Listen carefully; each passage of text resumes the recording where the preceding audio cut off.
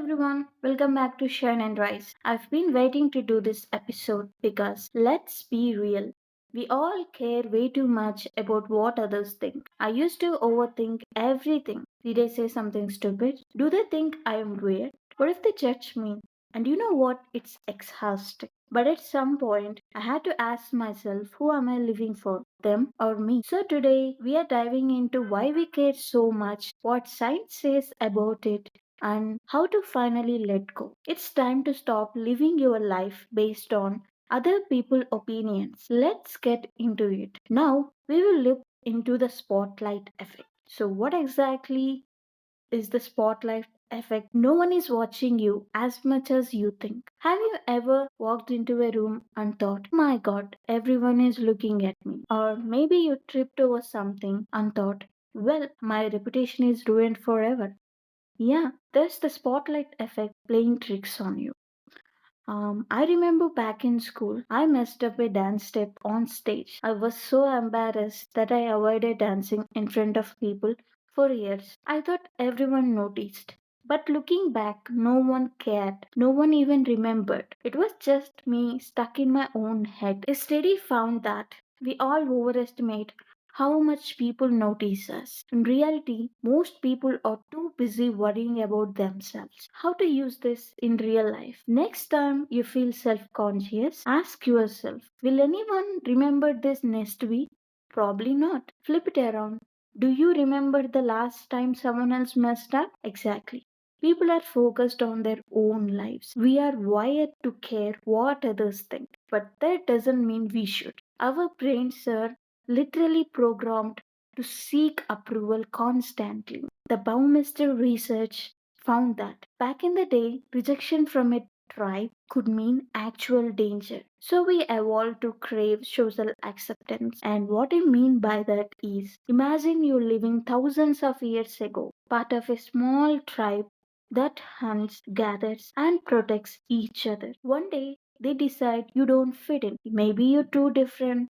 Maybe you're too slow, too something, and they send you off on your own. Now you're out in the wild with no food, no fire, and no one to watch your back. Back then, being rejected wasn't just embarrassing, it was quite dangerous. Fast forward to today, and our brains still react the same way. A friend canceling plans, a weird look from a stranger, or not getting enough likes on a post can feel like the end of the world. But here's the thing, you're not in the wild anymore.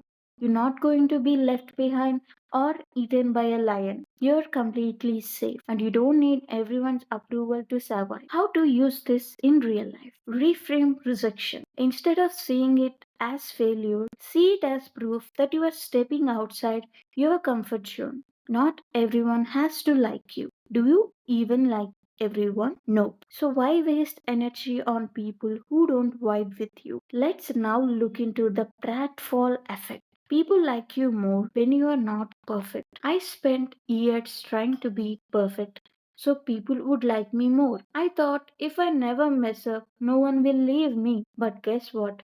That's not how life works. A study found that when people make small mistakes, others actually like them more because they seem more real and relatable. So next time, if you spill coffee on yourself, laugh it off. Stumble over your words, own it. Perfection is boring. People love realness. How to use this in real life? If you mess up, instead of panicking, just say, well, that happened. Confidence isn't about being perfect, it's about being real. So, do you know why we fixate on negative comments? And do you have any solution on how we can stop that? So, I'm gonna tell you, ever gotten 10 compliments but focused on one negative comment? Same. Let's get into the Baumister's research once again. So, he found that our brains hold on to criticism more than praise. Because in ancient times, remembering danger, like a lion chasing you, was more important than remembering a beautiful sunset. But today, a rude comment on Instagram is not a lion. I once had a friend who I was super close with.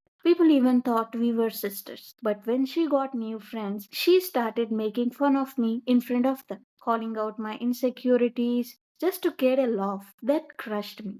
I let it define me for so long. But now I realize her actions were about her, not me. Like how to use this in real life. When someone criticizes you, ask yourself, is this a fact or just their opinion? For every one negative thought, challenge yourself to list three positive ones. It helps to rewire your brain to focus only on the good. This is my favorite method called the regret minimization. Will this even matter when you are 80? I really love this one. Jeff Bezos has a rule called the regret minimization framework. The idea, instead of worrying about what people think, ask yourself, when I'm 80, will I regret not doing this? Because I was scared of judgment. I would say definitely yes. All those embarrassing moments, the insecurities, you won't even remember them. Let's see how we can use this in our life. Next time, if something excites you but you are afraid of judgment, please do it anyway. Most fears